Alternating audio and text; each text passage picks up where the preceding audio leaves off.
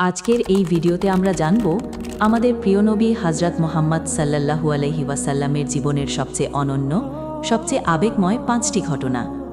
এই ঘটনাগুলো শুধু আমাদের ভালোবাসা বাড়াবে না, বরং আমাদের জীবনের পথকেও আলোকিত করবে ইনশাআল্লাহ। চলুন শুরু করি মহান এই সফর। নবীজি সাল্লাল্লাহু আলাইহি ওয়াসাল্লাম সবসময় সত্যের সন্ধানে ছিলেন।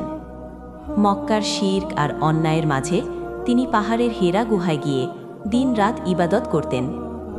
সেখানেই এক রাতে ইতিহাসের সবচেয়ে মহৎ মুহূর্ত উপস্থিত হয়।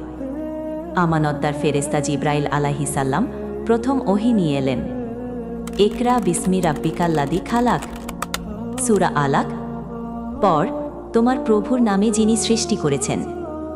এ ছিল নবুয়তের সূচনা আর মানবজাতির সঠিক পথে চলা শুরু। মক্কায় যখন অত্যাচার বেড়ে গেল, নবীজি সাল্লাল্লাহু আলাইহি ওয়াসাল্লাম তাইফ শহরে গেলেন ইসলাম প্রচার করতে। কিন্তু সেখানে তার সাথে যা হলো তা ইতিহাসের সবচেয়ে কষ্টের ঘটনা। তাইফের লোকেরা নবীজিকে সাল্লাল্লাহু আলাইহি ওয়াসাল্লাম গালিগালাজ করল, এমনকি ছোট ছোট ছেলেদের দিয়ে পাথর মারাল। তার পা রক্তে ভিজে গেল।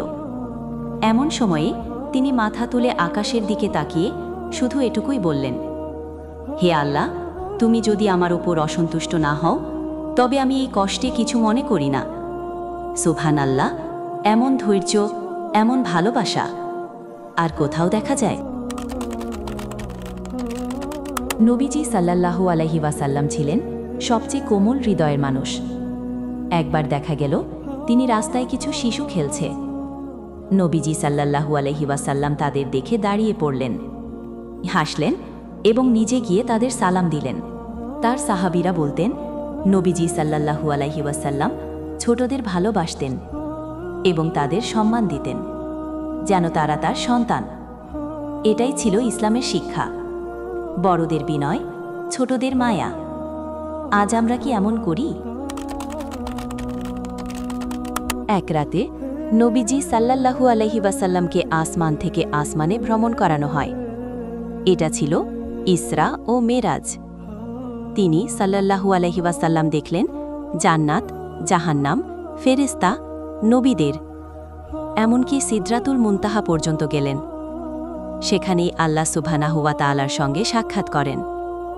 এই মেরাজ থেকেই আমাদের প্রিয় উপহার 5 ওয়াক্ত সালাত নির্ধারিত হয়। এই ঘটনা আমাদের শেখায়, কষ্টের পরে আল্লাহর রহমত ও পুরস্কার আসে। মক্কা বিজয়ের দিনে নবীজি সাল্লাল্লাহু আলাইহি ওয়াসাল্লামের হাতে ছিল শক্তি, ক্ষমতা। যারা তাকে কষ্ট দিয়েছিল, আজ তিনি চাইলে তাদের শাস্তি দিতে পারতেন। কিন্তু কি বললেন তিনি? আজ তোমাদের প্রতি কোনো অভিযোগ নেই, তোমরা সবাই মুক্ত। একজন বিজয়ী নেতা যখন প্রতিশোধ না নিয়ে ক্ষমা করেন, তখনই তিনি সবচেয়ে বড় মানুষ হয়ে ওঠেন। নবীজি সাল্লাল্লাহু আলাইহি ওয়াসাল্লাম আমাদেরকে ক্ষমা আর ভালোবাসার অসাধারণ দৃষ্টান্ত দিলেন। প্রিয় ভাই ও বোনেরা, নবীজি হযরত মুহাম্মদ সাল্লাল্লাহু আলাইহি ওয়াসাল্লামের জীবন কোনো সাধারণ মানুষের জীবন নয়। এটি আলোর পথ, এটি আদর্শের দর্পণ। চলুন আমরা তার জীবনের ঘটনা থেকে শিক্ষা নিয়ে আমাদের জীবন সুন্দর করি, তাকওয়ার পথে চলি, তার সুন্নাহ অনুসরণ করি। আল্লাহ আমাদের সবাইকে রাসূলুল্লাহ সাল্লাল্লাহু আলাইহি ওয়াসাল্লামের ভালোবাসা অর্জন করার তৌফিক দান করুন। আমিন। ভিডিও ভালো লাগলে লাইক দিন, শেয়ার করুন আর অবশ্যই সাবস্ক্রাইব করুন। ইসলাম প্রচারে আমাদের সঙ্গে থাকুন।